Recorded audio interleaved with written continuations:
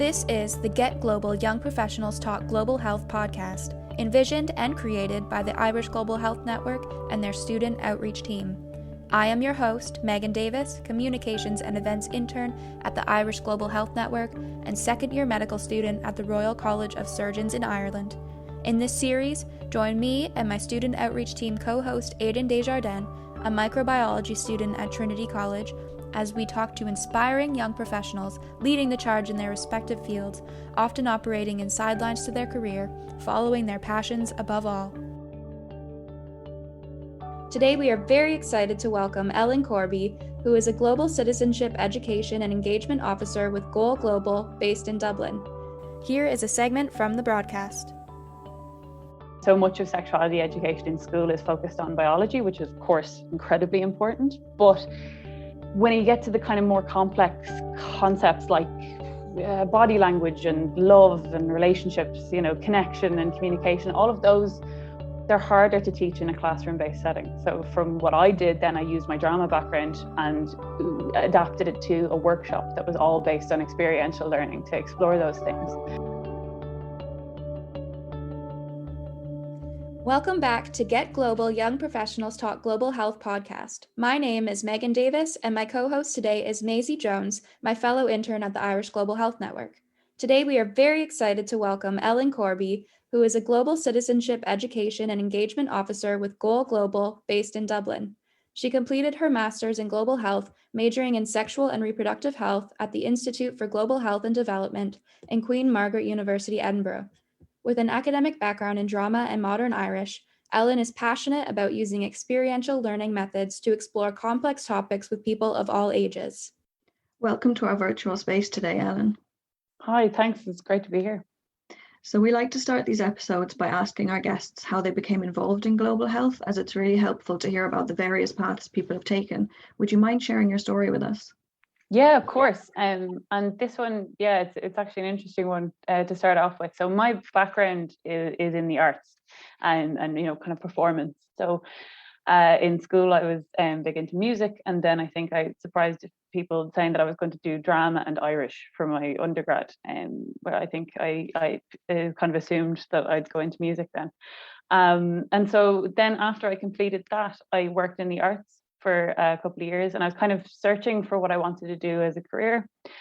And then the more that I worked with young people through youth theatre and teaching, and then I had my own health issue that meant that I was seeing doctors more regularly. That's all sorted now. But I started to get interested in health, and specifically public health education, and then sexual health and sex education as well. And so I did a few short courses on various topics, and I was involved very, very marginally in the research around the Irish Objective Sex Education Bill. And so I eventually then decided to search for a master's, and I knew it wasn't going to be a medical degree. I because I didn't have that background, but I wanted to search for one that was a bit more kind of sociology and behavioral based. So I found a master's science in global health in Queen Margaret in Edinburgh, and that was advertised as quite a collaborative degree that would kind of give you a grounding, but then also allow you to major in one of the three streams. And so I picked sexual and reproductive health. And then once I finished that global health course, I only had a few months before the pandemic hit, so I wasn't expecting my degree to become quite so relevant so quickly. But it's interesting even thinking about it now. No one in my family or friend circle really knew what the kind of phrase global health meant when I started it, but my goodness, they know what it means now. So then I was during that time interning with the Irish Global Health Network myself, and I got a full-time position then with Goal on the Global Citizenship team, and that's where I've been now for the past year. It's really great to hear. So you did mention your background in drama. So specifically, what connections did you make between your study of drama and the arts and your work in development and global health? Yeah, absolutely. This is, I suppose, one of the things that could kind of define my background is finding those connections across different types of work. So even if you look at before I got into health specifically, and it was my undergraduate degree, the way that it worked was you majored in one subject. So I had no Irish involvement in my final year, but I did my thesis was on Irish language theatre because we hadn't covered Irish language theatre in either Irish or drama. So I was making those connections across throughout that. And then for the master's, at the start I was a little bit concerned because I was expecting it to be, doctors and nurses, and I didn't have that background. Now, obviously, they let me in. I qualified, so I knew they weren't just going to let me come on board if I'd be like totally lost. But I wasn't really sure what to expect. But once I got there, the collaborative element really appealed to me. And I was one of the only people with an arts background, but there were lots of different people from lots of different backgrounds. So pharmacists and doctors and nurses, absolutely, but then also psychologists and people who'd just come from their undergrads. So they were very like me, really. We didn't have any practical experience of the field yet, but we were able to all support one another, which was great. And it's interesting too, when you have that kind of arts-based background, the things that I was able to bring to the table were kind of reflection, reflect on the work you've been doing, and also interviewing for research, because for my previous thesis, I interviewed in Irish and in English and then translated those interviews. So I was able to bring that. And then what I was able to get support on was that medical knowledge, and knowledge from other parts of the world as well, because we had people who are doctors and nurses in loads of different places. So, you had people from Ireland and then from the UK, but then you also had, students from Malawi and Nigeria and South America. So it was really, really great to get into such a supportive group.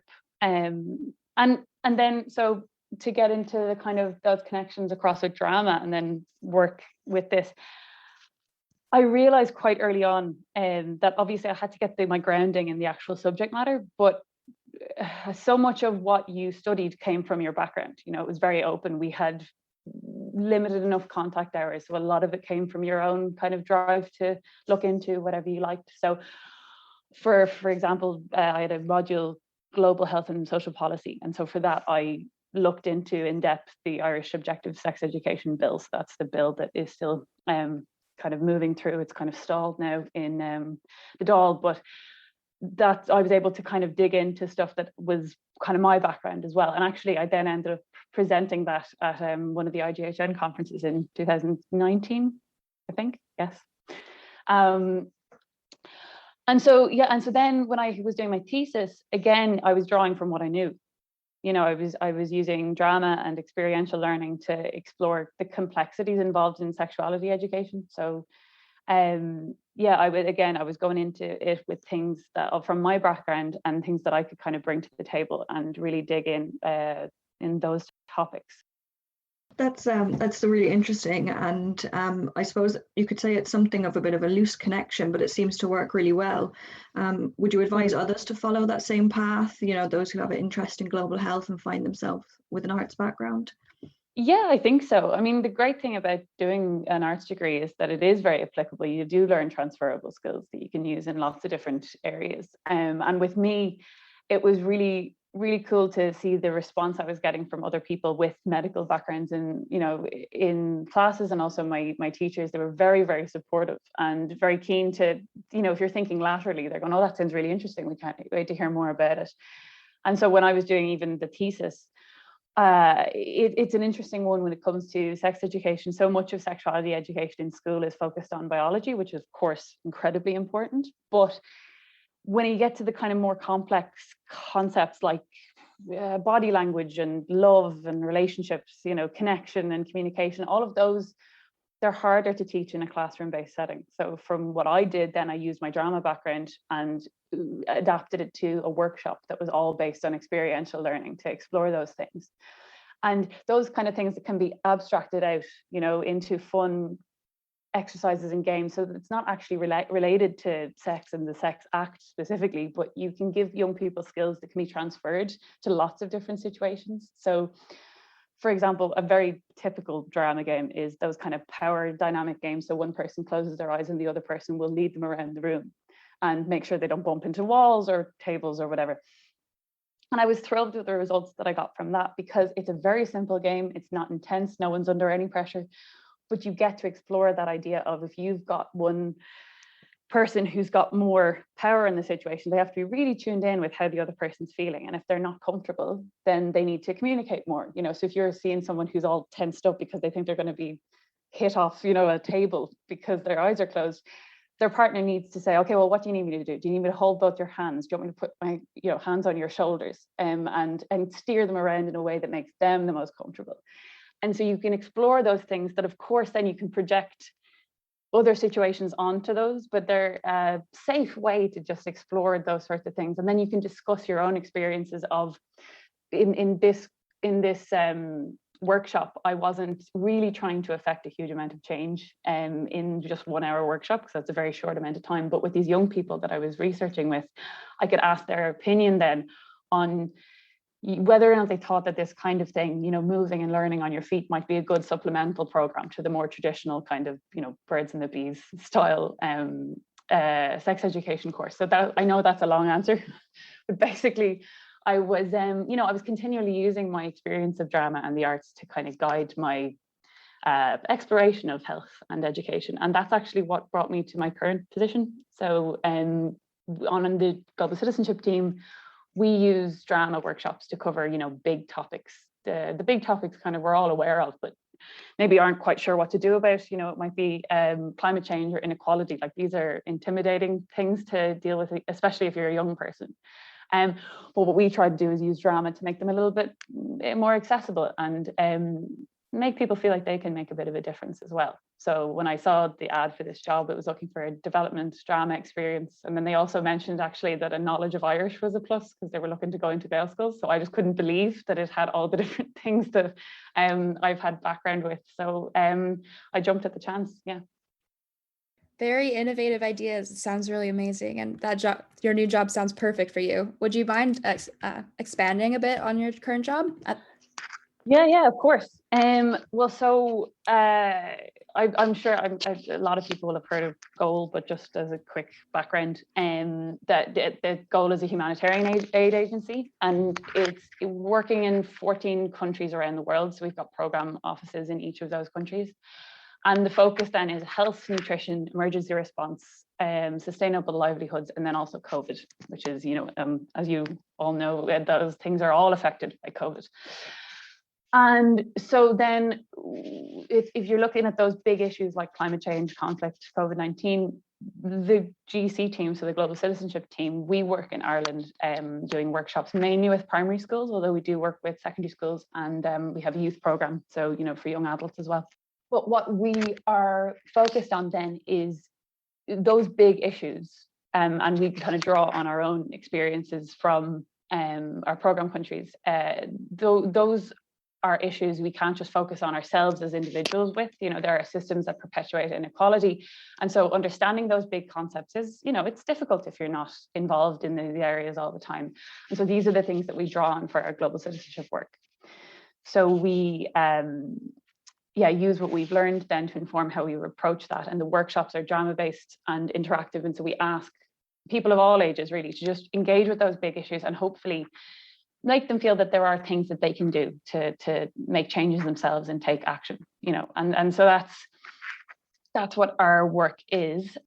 The big kind of buzzword, I suppose, is that interconnectedness. Things like climate change, we're all interconnected, and COVID has made that clear as well, that we are all connected. And so when you respond to big issues like those, we need to do it collaboratively. And so our workshops then are trying to help people to kind of, first of all, understand your own kind of place in the world and how the world is interconnected, and then also to make sure that people understand that a fairer and a more sustainable world, that's possible, and that we should all feel that we can act in any big or small way towards making the world a fairer place for everyone. What do you think the value of targeting people in primary school is at such a young age? Yeah, well, so often what we can see when we go into primary schools, and it's all been online this year, obviously, but is that young people have a very clear understanding sometimes of things, big issues, but it can be intimidating and a bit scary if they're aware and they hear these things in the news all the time, but then are not really sure about what they can do. And so when we go in primary school, it's partly to, you know, give them a good grounding so that they can get more interested and feel empowered in the future, but also to help them feel that they can take actions now. You know, we're not just preparing them to be people when they're adults. You know, they're already people and autonomous and able to think up incredibly cool new ideas. So that's something that we really want to foster as early as possible, that you don't, you know, because I think even adults can feel helpless sometimes with these sorts of big issues. So we want to make sure that we break it down. And so, you know, even using stuff like the SDGs and making sure that people know that there are different things that they can take an interest in. And if you take an interest in one thing and work hard towards that, so if inequality, you know, or gender inequality is your focus, that is going to help with so many other things. So if you make even just one small change towards making the world a bit fairer, then you're helping with climate change and with all sorts of other issues. So that's something that we think is really valuable. So I know you have a campaign coming up that focuses on the connections between major global health issues like climate change and global food systems, which have clear connections across to global health. Can you tell us more about this? Yeah, absolutely. So the campaign is called #ConnectedTo. And it's all, again, about interconnections between people and places, and then also the issues and their solutions as well. These are all interconnected. So climate change and food systems are the two things we're focusing on. And those are two really good examples of issues that are far-reaching and that we need to have a kind of interconnected global response to make sure that we're making the world as fair as possible. You know, often climate change is people experience the harshest repercussions of climate change in areas of the world where they actually aren't contributing nearly as much to the issue as in other parts of the world. So it's an example of something that requires a response from everyone. We all need to think of ourselves not just as individuals or people from a specific part of the world, but as all of us living on the planet and trying to make it as fair as possible. So that's the focus of #ConnectedTo, is just highlighting those connections. And so as part of that, then we are bringing in kind of every part of our programming. So our youth program are providing us with photo essays, and those will be ways to just show again those connections across those two topics. We're going to have videos of activists from different parts of the world chatting to their kind of counterparts in Ireland and exploring the connections between different people and also different parts of the world too. And so that's going to be launching at the end of July, and that's ahead of the UN Food Systems Summit and also COP26. So we'll be asking people to, you know, get involved online, tell us all about how they're #ConnectedTo, and make those connections across borders and across issues. So that'll be on our Instagram and Twitter, YouTube. That's all Goal Next Gen, and then on goalglobal.org as well. That's great. It sounds like a really interesting campaign. And how much of your work background or background in sexual and reproductive health do you now use in schools? And then are there any particular kind of challenges, particularly among primary students, that you see? Well, our programming wouldn't have anything to do specifically with sexual and reproductive health now that I'm working with Goal, but what we do is, like I say, we use that drama element to deal with those big issues. So one of the, well, I know it's an obvious one, but one of the difficulties in the last year has been COVID, and the fact that before we would have gone, this is before my time, but our team would have gone to physically into primary schools and do an interactive workshop, you know, and so now that that's not really an option, we've been dealing with it all online. And I have to say, people are brilliant, you know, teachers and students, they all deserve a really big round of applause because they've been so accommodating and really keen to get involved, you know. It just meant that we haven't been able to do as much as we'd have liked. But the great thing about working with you know, primary schools with young people is that they're very keen to learn, very keen to think up, you know, like I say, innovative ideas. You know, there's kids who are writing rap songs about the SDGs, and we've had loads of really cool things that we found that schools are driving themselves. So it's really impressive. The teachers and students are pulling out all the stops to stay as engaged as possible, especially during time where you were either during blended learning or now back in school.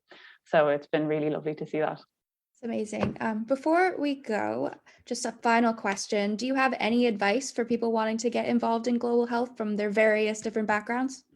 Yeah, absolutely. Well, my advice would be that if that's what you want to do, there's absolutely no reason that you can't find a course that works for you, or a career path that works for you, and to just stay as open as possible to the different options. Because I, did a bit of shopping around when it came to trying to find a master's that suited me, but I was really helped along by the university team, and they answered all of my questions. And then when I actually got onto the course, I was amazed at how welcoming people from the medical community were as well. They were very keen to hear about my background. And also, I think it's refreshing as well when you spend your time studying in a specific arena to then have somebody else come in who thinks completely differently about something, and can contribute something really different. And that's how I found when I was kind of dropped into this area, was that I found I had way more to contribute than I thought. I thought it was just going to be me learning from other people, and actually I was able to come at it with gender theory and things that I hadn't realized would be really relevant that I could bring from my undergraduate degree. And then when you get out into the world, it will take a little time probably to find the niche or to find where it is that you can fit in. But I've found that, again, people are very, very open, and I've been really, really lucky, but there's no reason why anybody else couldn't do the exact same thing. So there's always something that you can bring from your background that will contribute in a way you hadn't expected. So yeah, I can't encourage it enough. If that's what people are interested in, go for it. Ellen, thank you so much for speaking with us today. You're so creative and inspiring. If you would like to learn more, visit goalglobal.org, and you can also visit www.globalhealth.ie, where you can sign up to receive our newsletters and learn more about the student outreach team of the Irish Global Health Network. Thanks again. Many thanks for listening, and join us again for Get Global, Young Professionals Talk Global Health.